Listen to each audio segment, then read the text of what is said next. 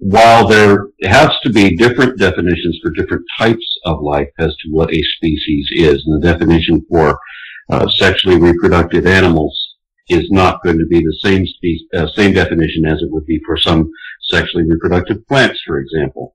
But where you say that biologists disagree on the definition of species, when you refine it to sexually reproductive animals, then there is a rigid definition, and it isn't just the lack of gene flow, although that is, it can be the way that the gene is restricted in flowing, and it also requires a trait. Whether you have one population of all the same thing, and that population is divided, so that they're genetically isolated from each other, they eventually build up mutations. They build up mutations that distinguish them from each other. All these changes are the result of mutations, and they are cumulative over time. So that eventually you have population A will be visibly distinct from population B. Now these are the subspecies category. When you have every member of population A shares a trait that is not held with that every member of this group has it, not any member of population B has that trait. You have a subspecies distinction. Now, for two reasons, it can then move on to speciation. Whether the genetic flow is physically impossible, or whether they simply won't do it.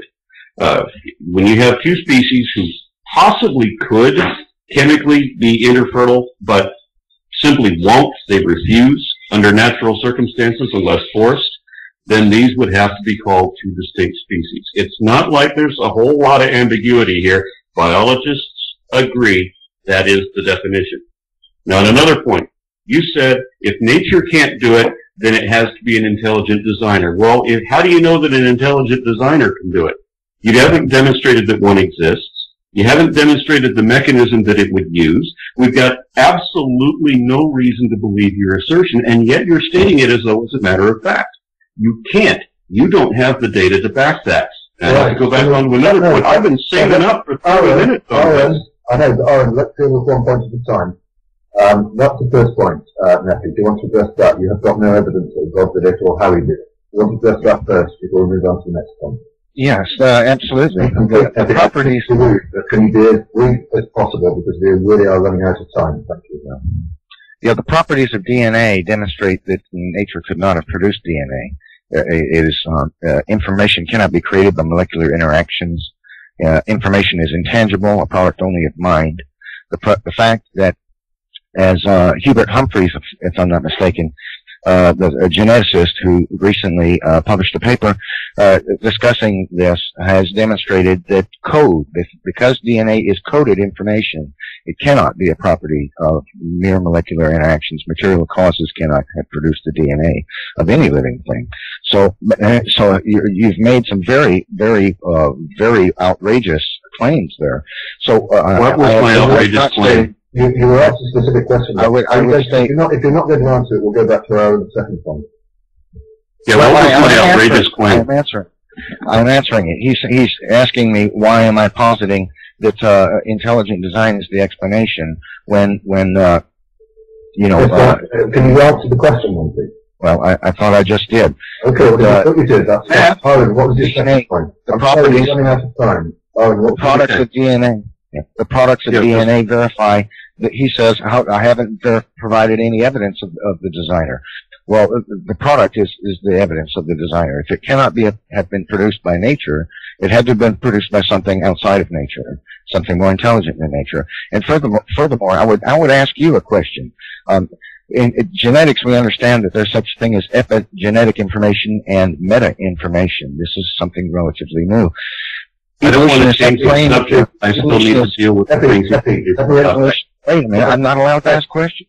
No, you're not allowed to change the subject. I'm trying to address what you had already said. It's please, explain, Aaron. I'm trying to address it. Will you explain? Please allow me to explain. We are already approaching 10 minutes over the time we normally stop. I'm quite happy to let this run, but probably for no more than 20 minutes. One last caller I want to fit in. If you allow me to answer.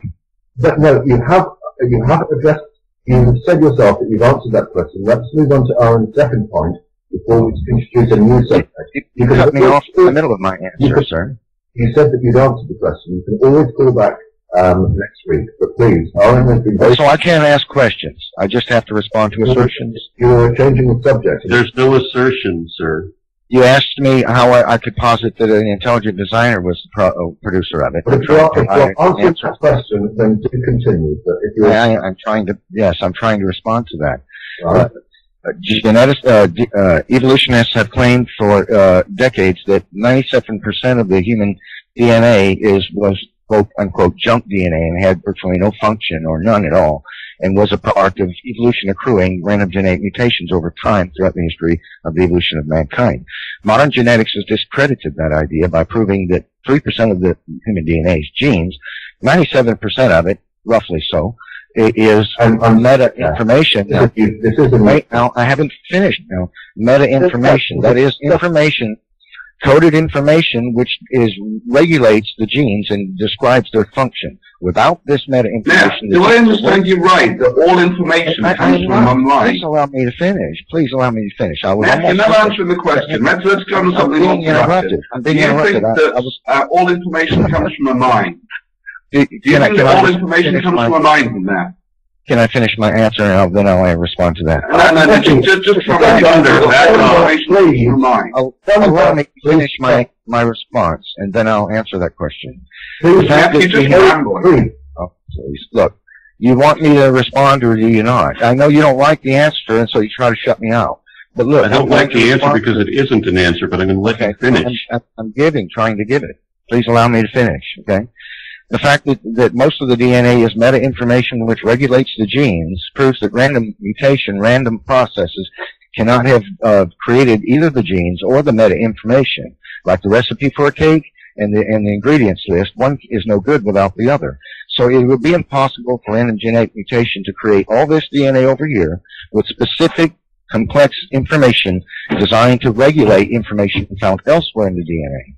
So that discredits the idea that mutation could have created the DNA. And so when you ask me, I've not provided any evidence that there was an intelligent designer behind it, I can almost chuckle, because how many times do creationists provide this very kind of thing? It's not like you must have your hands over your eyes and your fingers in your ear saying, no, it's not out there. You've answered the question, Nephi. Let me clarify. Let me see if I understand you. Your inability to explain the origin of anything is, in your mind, a positive indication of a supernatural force, and somehow, additionally, is also a positive indication of an intelligence behind that force.